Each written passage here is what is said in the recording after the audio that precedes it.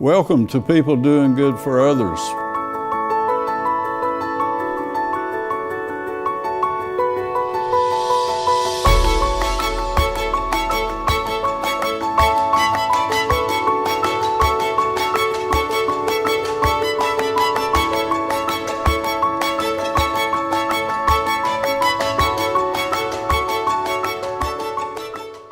Welcome to People Doing Good for Others, where we praise and celebrate, hold in light and honor those who are truly making significant contributions in our communities.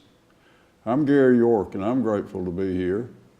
And I want to thank Wilkes Communications, RiverStreet Networks, and WIFM for this opportunity. And please enjoy this moment as we enjoy bringing it to you.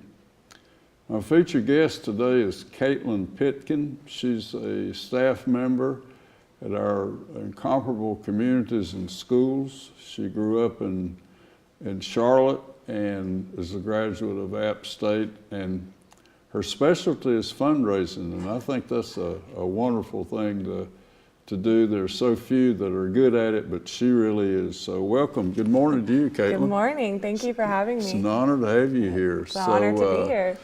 Tell us about starting in Charlotte and then to App State, and we'll move on from there. All right. I went to North Meck High School, and I am originally from Connecticut, so I wanted to go somewhere similar to that atmosphere, and Appalachian State kind of fit that without going out of state tuition. So I went and visited, and it was a perfect fit. I didn't even really check out anywhere else. I knew that Appalachian State was where I wanted to be. So I went there. I majored in sociology with a concentration in family development. And I am one of the few people to get a job in sociology without having a master's right out of college. So here I am. Caitlin, tell us about communities and schools, the values, and what does it do? So our mission is to surround students with a community of support, empowering them to stay in school and achieve in life.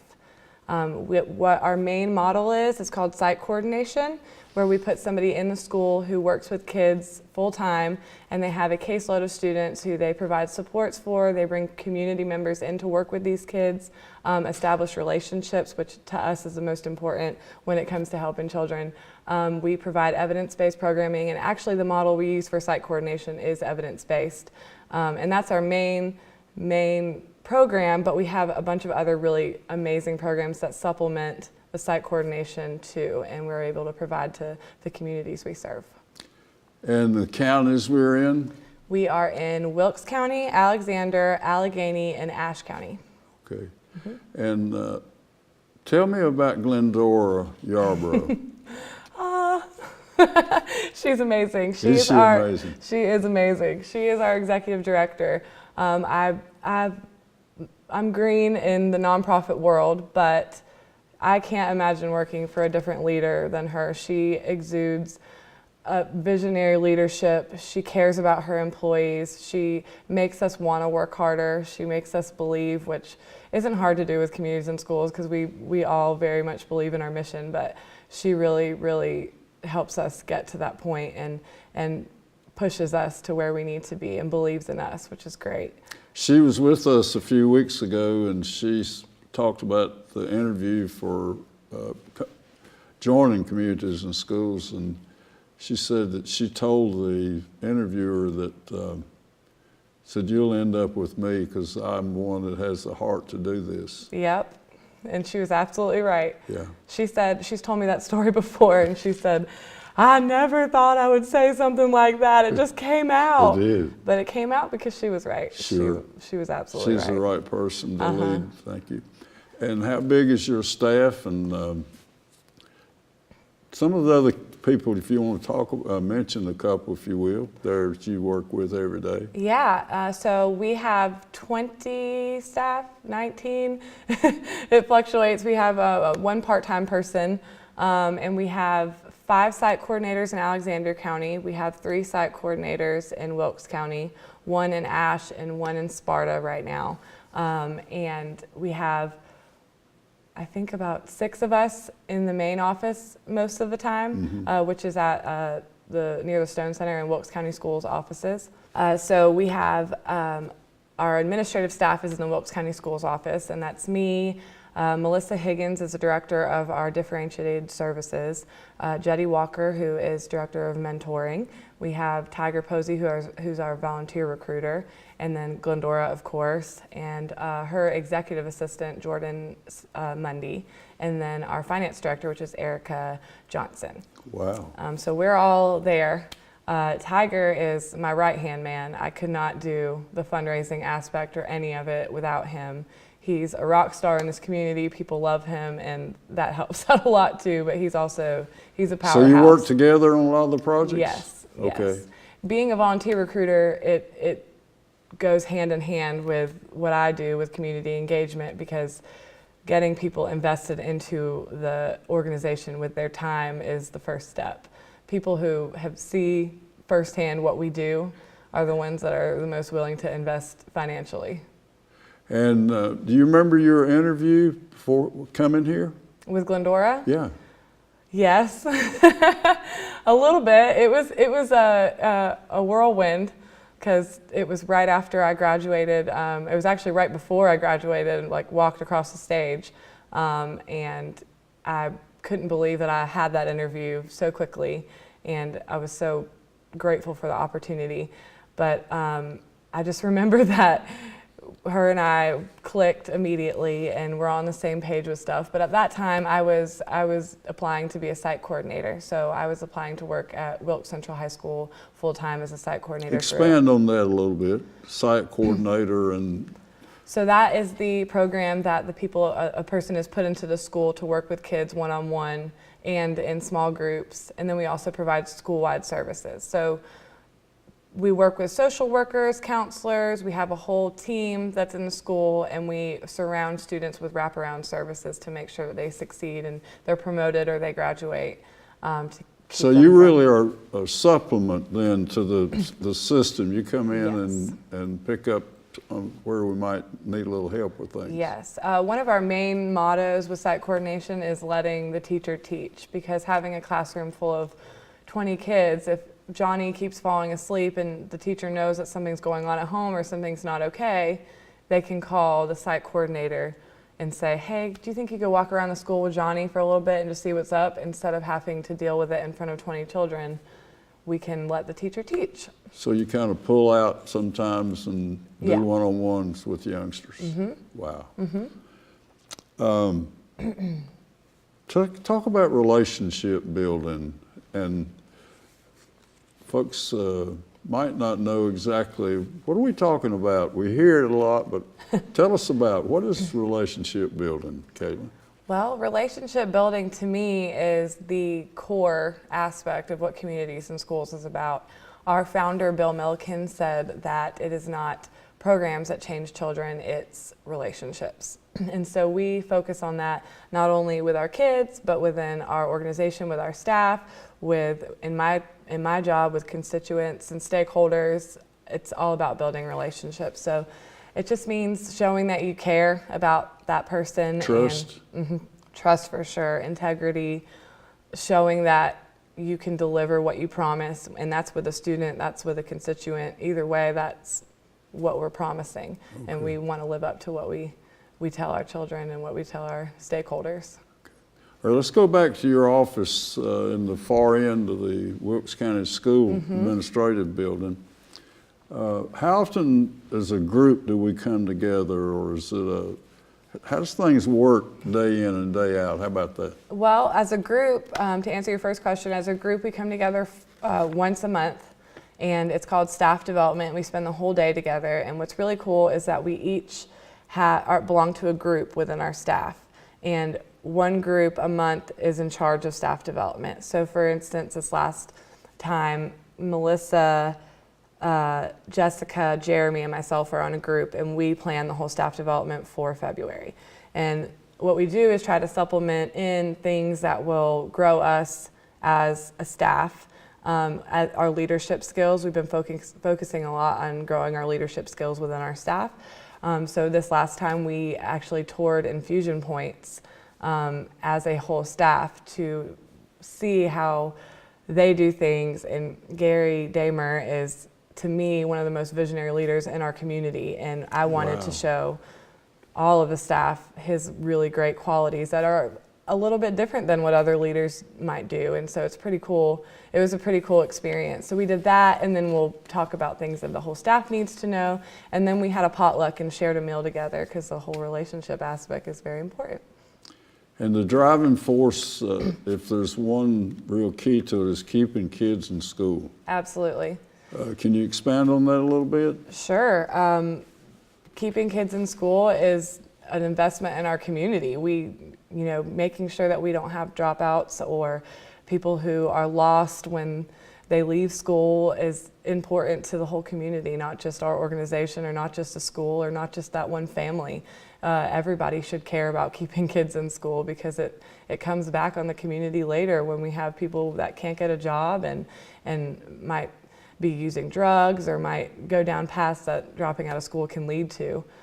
So that's our main goal. We think that it's a much bigger picture than what it sounds like. It sounds, your basic organization, keeping kids in school, but it's so much bigger than that. I always say that we used to call ourselves a dropout prevention organization, and I start to kind of stray from that because I think what we really focus on is making sure that these children that we work with feel passionate about something, that they pursue something when they leave, and they're then productive citizens, hopefully, in this region, in this community. So it's not just about making sure they get across the stage, but it's about making them feel empowered to go do and have. Yeah. And to want to do more when they leave the high school setting as far as college and training and absolutely. Secondary education is so important, and we really try to drive that home. We have a New Century Scholars program that is... Tell us about that. It's been a good time. Absolutely, yeah. This one, to me, it's one of my favorite to talk about because it's just amazing to see these kids grow. So what we do is we give a 6th grade student a scholarship to Wilkes Community College, a 2-year scholarship to Wilkes Community College. They're referred by their counselors, by staff in the school who think that they'd be a good fit for this. And they're normally first-generation college students, will be first-generation college students. So tell us about, now that means that this first child in that family to attend college? Yes. Okay. Yes. So they're normally the first one, and the cool thing about this program is once you're paired or chosen in 6th grade, you're paired with our program director for New Century Scholars, and she will come check on you almost once a month, make sure that you're on the right path, taking the right classes, all the way up until you graduate in 12th grade. Wow. Yeah. All the way through middle and high school. Mm-hmm. So 6th to 12th grade, they build that relationship with Vicki Collis, our program coordinator, and Melissa Higgins was, as of 2018, she was up until there. So they kind of tag team it now, so they keep that relationship rolling. And the really cool part is they keep in touch with all of these kids after college even, and we get to see what they're doing and see some really cool things. Yeah, that circumstance, that wonderful opportunity when you realized that you'd be good in fundraising. Tell us that story. Well, I was asked to help with a fundraiser for Habitat for Humanity at Town Tavern Bowling Rock by a guy I work for as a part-time job, and I was, of course, willing to help and came out, and I ended up getting more responsibility than I expected, but it was welcomed. And I just realized during that time, with all the hype of it and getting people excited about what they were giving money for, and speaking to the event and thanking people, it just hit me at that moment that that's what I like to do when it comes to nonprofit work. And I had been a site coordinator, and I loved that too, but it just sparked something in me that made me realize, wait a second, I could do this. Like, Communities and Schools doesn't have a person like this yet. I could really do some good in that aspect for our organization. And I just happened to bring it up to Glendora and say, you know what, and that's what I was talking about with Glendora. She's amazing, and her door is always open. Recognized that gift you had. Mm-hmm, and I always feel comfortable to come talk to her about stuff when something hits me like that. And I came to talk to her, and she was like, well, that's pretty crazy, because I just wrote a grant to have that position for Communities and Schools. And I said, me. So the funding would come from an outside source that would cover overhead for you. Is that the way it goes? Yes, to start it out, AT&T gave us a $500,000 grant, and that covered my position for 2 years. And so it helped me get on my feet as the resource development director at the time. We've since changed my title to Director of Community Engagement, but it's just a title. So you are, I guess, always searching for opportunities to raise money to put in the system, the communities and schools. That's basically how it is? Yep. That's constantly thinking about different ways that we can make money and have the best return on energy for that money. Talk about that word. Okay. Phrase. Return on energy is a phrase used in the fundraising world, and it's just speaking to how much time and energy you're putting into something and what the return on the investment is. So what the amount of money is that's coming back in. So if you take the amount of hours that you or volunteers put in, break it down, how much did you make an hour technically from how much money you raised, and is that worth it for the organization to continue to do that, or should we look at different ways that'll have a higher return on energy? So my mind's always focused on how can we focus on how much we can make with less investment in it, because then it frees up more time for me to get more and serve more kids, which is the bottom line. So Caitlin Pitkin has been a wonderful example for us today to learn about communities and schools. Now, training. That's I guess oftentimes we just assume that people know how or will be top superstars, but you're a lifelong learner, we've said before. So tell us about some of the activities and opportunities that have been afforded to you through communities and schools about fundraising. Absolutely.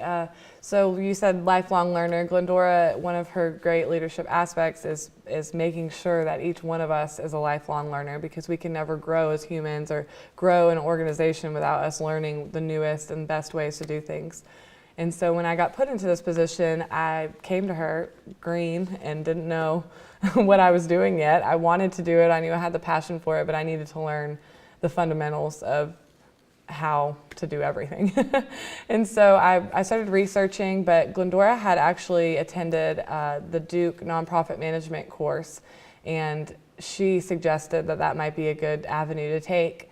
So I signed up for that and got accepted and went there I went to Duke for 3 weeks, and every day was a different course. So it was board development, it was social entrepreneurship, it was events, major donors, everything you can think of that has to go with fundraising, they touched on, and it was full days. I mean, till like 6 p.m. So did you stay on campus there? No, I had to have my own housing, but Okay. it was on one of their campus areas. Give us some idea about pick a program that you remember, and what did we do that day? Maybe. So one that I remember, I'm going to shoot myself in the foot because I don't remember the name of the organization we toured, but we did a social entrepreneurship day, and that was a new concept to me. So social entrepreneurship is when you have a service or a good that you sell, and it comes back to support the nonprofit. And so we don't have that. If you look at communities and schools, we raise money through events, we raise money through major donors, through grants. We don't have a good or service that we do that gets money for us. And so that was a new concept to me. And so we went to tour a place that is a recovery facility for either alcoholics or drug addicts, and those people live there. They're served with a hospital or a doctor there. Their jobs are through it, so that's how they make their money. They do landscaping, they do building, they did painting, they did all kinds of different things to help these people who are, the people are working, but they're treated well, they're provided with beautiful housing. So like a halfway house, something like that? Kind of, yeah. And it was just, it was really crazy to see how the whole thing worked. It was based off a model of a place in San Francisco that did the same thing. But it was super interesting to learn about that way of doing things. And the things that you do as a service or a good will need to align with the mission of your organization. So you can't just go sell baked goods, and Sure. it has to have something to do with what. So these people are building skills that they can go out after they get out, and they have these skills that they can get a job, which is cool. And they do. I know they give them stipends and compensate them. They have the health care, which is really cool too. It was a really cool day to learn about a different way of doing things. Caitlin, to expand a little bit of the knowledge of our audience today, there's a need for fundraising in Alexander County. For us? Well, maybe that's how it does. How will you do that? So if we need money in Alexander County for our Alexander programs, it's funny that you say that, because Glendora and I have been talking about a campaign in Alexander County, and we will reach out to key stakeholders in that community, talk to them about our needs, and then have them help us. Potential donors? They're potential donors, and then we usually ask them to help us find other potential donors that would be interested in our causes. So it's a bunch of meetings and connections, and then it comes to cultivation. It's taking those potential donors out, letting them know what you do, but also letting them tell you what they're passionate about and what they care about. It's a lot of that relationship building, and once you earn the trust and show them the results of what's happening with communities and schools, it usually is a good outcome. So there's a significant role model in the community, and you hear the name, and maybe someone introduces you at a social event, or then what happens? Do you call and say, can I come over and spend some time with you to get to know? Tell us what happens then. Yeah. Potential donor now. Yeah, the next step for me at that initial meeting, if we were at a networking event or something, the next step would be, I'd love to pick your brain about blank. Because usually if something spurs up that this person might be a potential donor, it's usually because they express some interest in one of our programs, or that they expressed their interest in one of the issues that we deal with. And so then I just would ask if I could have coffee with them, and we could talk about some potential programs or things that we could do in the community to tackle whatever they're passionate about. It's all about, I think I've told you before, it's all about to shut up and listen.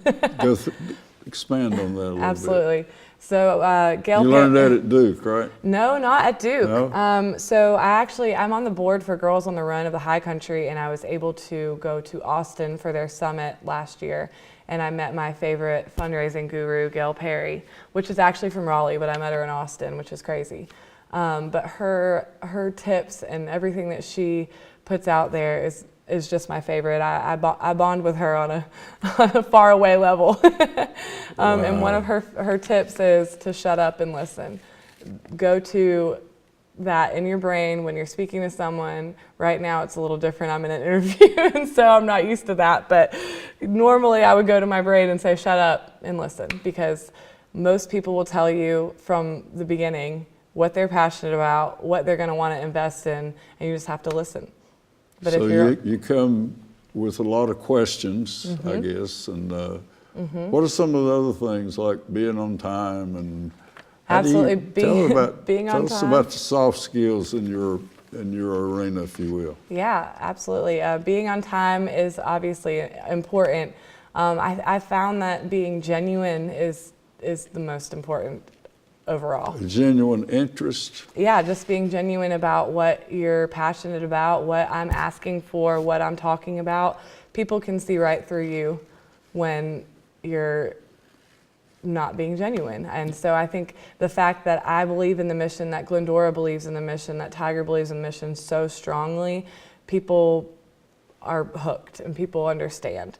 And so having someone talk about it in the community that doesn't really have that passion isn't effective at all. So yeah, to me the most effective and most important thing about it is to be genuine. I wouldn't be able to be a fundraiser for something that I wasn't passionate about. I'm not passionate about raising money for, say, a college. That's a huge fundraising career, is to work for a college. But I wouldn't be able to do it because I don't feel the way I do about Your any heart's college. here. My heart is There's communities and schools in Wilkesboro, North Wilkesboro. absolutely. Yeah. What about we talked about a boot camp. Let's go there for a minute. I if you did a will. fundraising boot camp by Alex Comforts in Asheville, and he is also a fundraising consultant like Gail Perry. And his was more focused on fundraising than just the whole nonprofit management like the Duke one was. And so we had a binder this thick of fundraising tips and how-tos and how It was to. on your desk, right? I keep that binder and my Duke binder on my desk at all times because Right. there's so much information stacked in both of them that if I ever have a question, I'm like, I'll go to my binder. Right. So, but that one was really helpful as well. It was interesting to hear all his stories and talk about different types of fundraising that people don't even think about, like plan giving. Yeah. That's an awkward topic, and he really delves into like how you're going to do that, how you're going to approach that. Yeah. And you had some huge success with a race.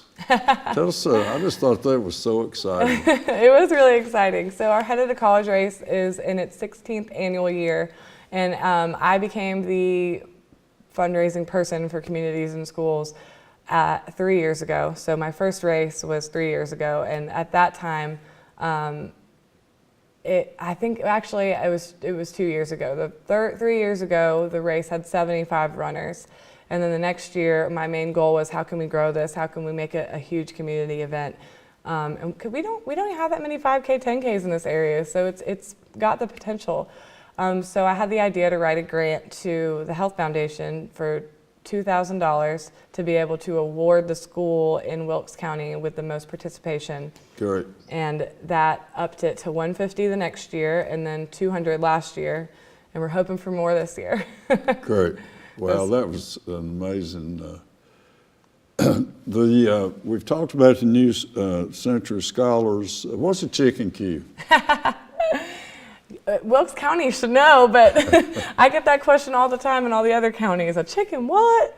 So we do 2 chicken queues every year. It's a staple in this community that we'll never give up doing chicken queues. We love them. We have one on May 3rd. We have a half a chicken, beans, slaw, bread, a cake, and the plate is $7. And it's a fun morning. We just pack up plates. We usually do about 700 plates. Yeah. Tim Adams is a key player. Tim in that, Adams is our man, yes. Your man. He helps us, he helps us sell because when we tell people Tim Adams cooked our chicken, they want it. Last time. How about that? Yeah. I remember that. Yeah, Tim Wow. Adams is our selling man. Okay.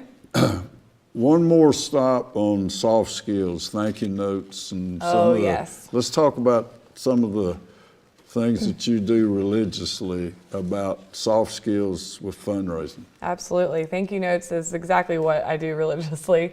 Thank you notes, I always joke that I'm like Jimmy Fallon on Fridays. He always does his thank you notes. And I joke that half of my job is thank you notes because it's important to thank people. People want to feel like they were appreciated when they did something good for your organization, and they deserve it. Yeah, yeah. It's very Caitlin important. Pitkin, we're close to the end, and we want to thank Wilkes Communications and RiverStreet Networks, and WIFM, and you for your time here. Close with us about the benefits, the being a recipient of just good things because you're with communities and schools. Oh, I'm so grateful to have an opportunity to work for communities and schools. The things that we do and seeing these kids and the way that their lives are changed by our site coordinators and the people who are out in the field I'm blessed to be able to work for such an amazing organization, and I'm also grateful for this opportunity. Thank you so much for having me. Yeah, what an honor to have you here. We've had Caitlin Pitkin with us today, and she's a wonderful contributor to the success of communities and schools here in Wilkes County. And we want to thank you for being with us, and we have this great talent who has a servant's heart, who gives and cares in a special way. Thank you. Until we're with you again, I'm Gary York, People Doing Good for Others, and the honor to be with you today. Thank you very much. Thank you. Okay.